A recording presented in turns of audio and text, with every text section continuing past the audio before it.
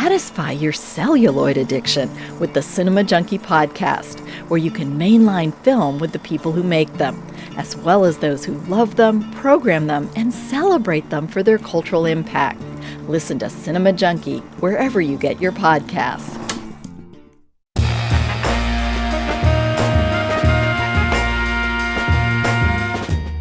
Welcome in San Diego, it's Jade Hindman. On today's show, we sit down with author David Ambroz, who shares his experience of growing up in the foster care system and what he thinks could end the cycle of poverty for those aging out. This is KPBS Midday Edition, connecting our communities through conversation. Across the country, hundreds and thousands of children are living in the foster care system. It's an experience David Ambroz knows very well. In his memoir, A Place Called Home, he recounts his experiences in and out of the poverty cycle, growing up homeless and later unprotected in the foster care system.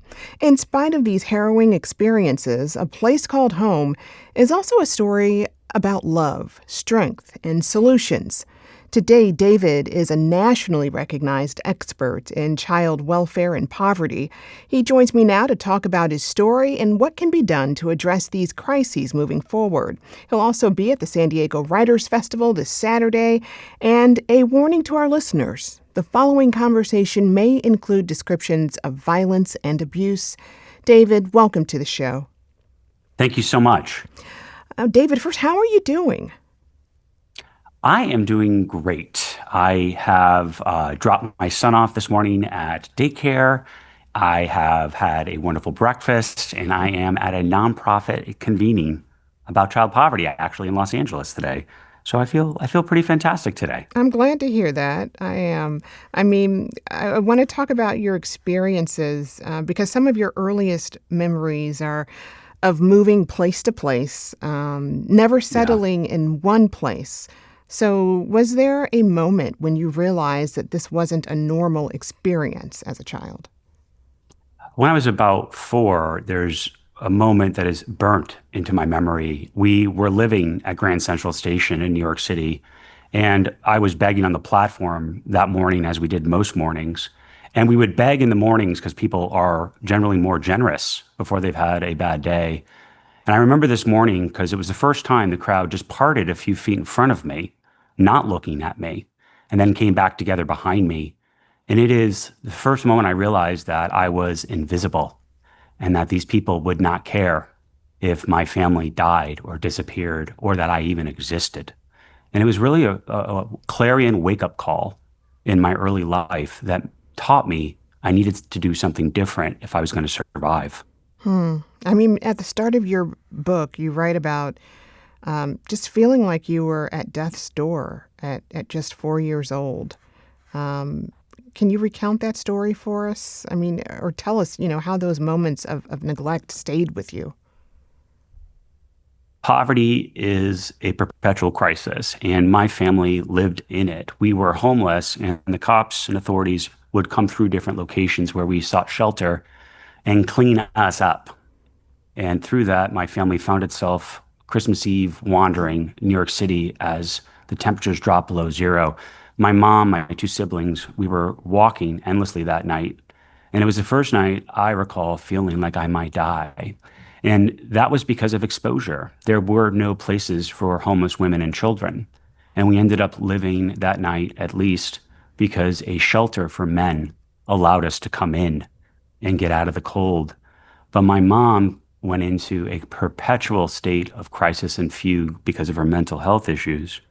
And we nearly didn't get that chance because of it.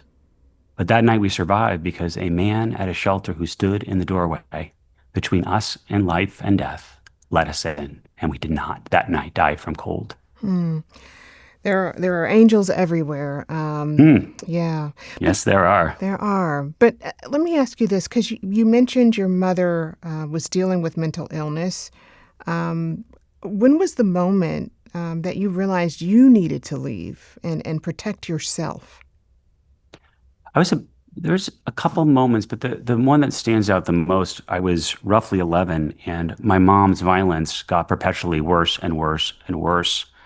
And we went from shelter to homelessness to shelter to just not having a place. Her crises kind of added up against each other, and she became more and more violent.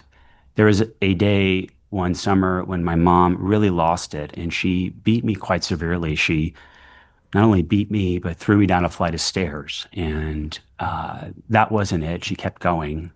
And I woke up in that moment after that violence, after she did what she did, and I was bleeding and I was barely conscious. And I remember very clearly thinking that if I did not get out of this, she would kill me. And from my earliest memories, I knew my mom was sick and I was able to love and care for her because she was sick. But regardless of that, I knew that if I was going to survive, I had to escape her. Hmm. I'm so sorry you experienced that. Um, Once you left, how you ended up in the foster care system? Tell me about that.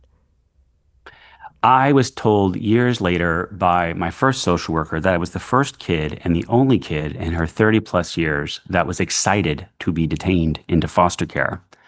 And of course, I was excited. From homelessness to my mother's abuse, I thought I was saved.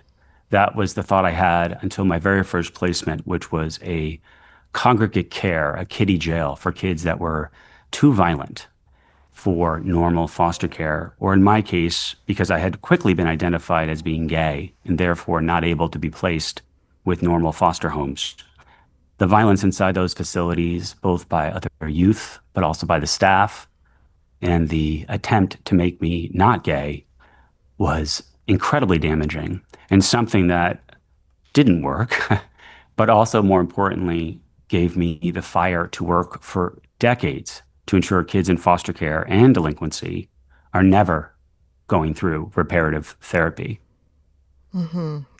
I imagine it can just take a lot out of you emotionally, really, to look back at these difficult memories and then put it all on paper. Can you talk about the process of writing this book? I mean, what was that emotional journey like?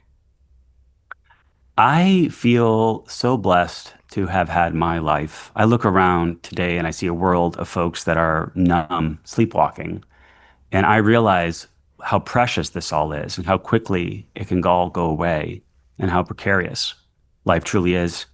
And I look at the life that I led and I know that it was, in a strange way, a gift. When I got to my late 30s, I realized that all of this was taking up so much space in my heart and my mind that I had so much shame, as many people that experience homelessness or violence of this sort do. Foster kids don't want to be identified as foster kids. It's not something that is a blessing or identified well. And I hid from all of it. I advocated, I did lots of work. Folks generally knew I was in foster care. But I realized that all of these stories, all of this pain was still there and taking up so much of my mental space. So I decided to write. It is a tool and a gift that I have been given, and I wanted to use it. And I hope that if you walk with young David and meet the kids that are in these systems, that folks might raise their hand, vote differently, act differently, do more. The process was cathartic and painful and beautiful and wonderful and drew me closer to my friends and family as I shared stuff that I had not shared with anyone, not even my therapist, ultimately. Hmm. It was both freeing and at the same time took a toll. Well, I mean, and you're a father now yourself. Has that experience changed the way you think about your younger self, as you said, young David? I have a 2 plus year old, and I look at this young kid, and I think about he's every moment of my day, he's on my mind. And I think about my mom and how mental illness robbed her of so much of the experiences that I get to have. And I think about the world she existed in with no resources, with 3 children. And then I think, what would the system look like if I had to place my child in foster care? What would it look like? Who would be fostering? What resources would they need? And I realize how far we are from that system. And my son is a reminder that all of these kids, all 400 plus thousand of them, the 700,000 that pass through the system each year are my son. And I have an obligation to never forget where I come from. Hmm. You know, I want to know, like, what do you hope people take away from your experience? I mean, you went from this violent experience in foster care to now building your own life. Talk about that gap there between that then and now. How did you get to where you are? Other than the laws of physics, everything is a choice. Child poverty is a choice that we are all making. We shrug our shoulders and we're cynical. We obsess over politics in DC, but are ignorant of who represents us on the council, the county, or the state, when that is where the rubber hits the road for us. We learn complicated tools like our iPhone or TikTok, but we shrug when the ballot shows up and we can't figure out who are these judges. We have become civically, locally illiterate. And because of that, the kids in our communities suffer. We know the statistics for athletes, but we barely know the graduation rates from our local high schools. Our values don't match how we spend resources. I want us to realize our power. How I got here was I realized that, much like the Matrix, when he thought to himself, I can fly, that I could if I thought I could. And I took one hard step after another to do that. And that's how I do my advocacy. There are each year in LA, 750 kids becoming homeless out of foster care. What if we built a dorm at a community college? Instead of emancipating them to homelessness and hopelessness, as I was, what if kids actually could get a 2-year technical, vocational, or transfer degree? We own the land. These are our children. These institutions are the workhorses of our education and society. We could build it. Each year, we could turn that font off. More than 50% of the homeless in the United States were in foster care. It's the highest correlation, not causation. We could end that. And much like the life that I led, it's one hard decision after another, but you do it because it's worth it. I was worth it. These kids are worth it. Once you aged out of the foster care system, what was the one thing that broke the cycle of poverty for you? Oh, goodness. That's a good question.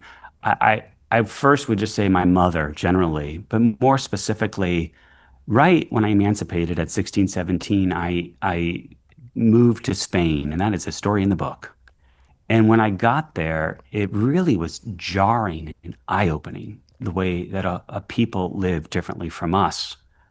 They don't have the homeless like we have. They don't have the same poverty that we have because they have systems and a society that doesn't allow for it. And it was a wake-up call that the world could be different. And I was blessed to live in the north of Spain with an amazing family and go to essentially junior college. And through that process, really heal and continue the healing that I had had just a brief glimpse of with one particular foster family that was good, and continue that on. I applied to Vassar College and I would attach these letters to my college applications. They said, here's why I don't have that year of high school. Here's why I don't have that score. And here, by the way, is why I don't have $65 for your application fee. And I have to tell you, most of the schools sent back my materials, but one school, Vassar College, sent me back an acceptance letter and said, don't worry, we'll figure it out. And that was the moment that the break from my earlier life to what became my future really happened. Wow. That said, I mean, what keeps you hopeful about the future and our ability to respond to youth homelessness and poverty? You know, on the airplanes, when they say, put your oxygen mask on first before you help another, we have to nourish ourselves and the progress we've made. We have the best foster care system in our country's history right now. With all of the issues it has, with all of the problems, it's still the best we've ever had. We have the least number of kids failing out of the system than we've ever had. That's not to say there's not work to do, but what keeps me hopeful is we have made progress and we need to make more and have that fierce, fiery urgency that these kids' lives matter. But I am relentlessly optimistic and pragmatic. We are building a dorm in Los Angeles to house foster kids when they emancipate, not because of magic, but because of hard community organizing and a vision for kids like me that were not disposable. Imagine if every city in California, major city, developed one dorm.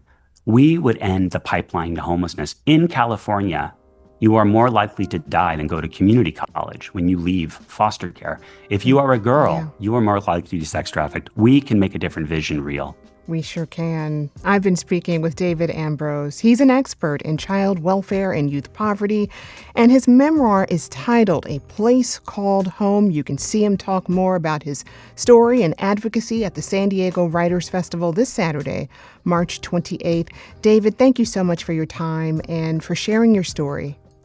Thank you so much.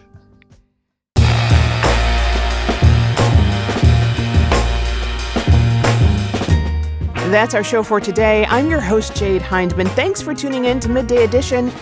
Be sure to have a great day on purpose, everyone.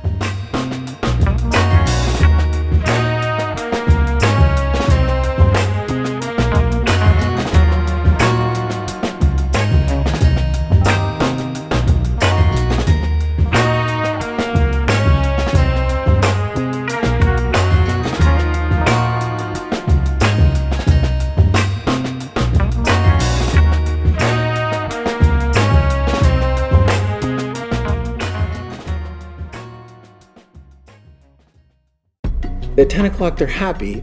How is she dead 2 hours later? When a San Diego police officer is found dead in her home, who investigates? Follow One of Their Own, a new podcast from KPBS, wherever you listen.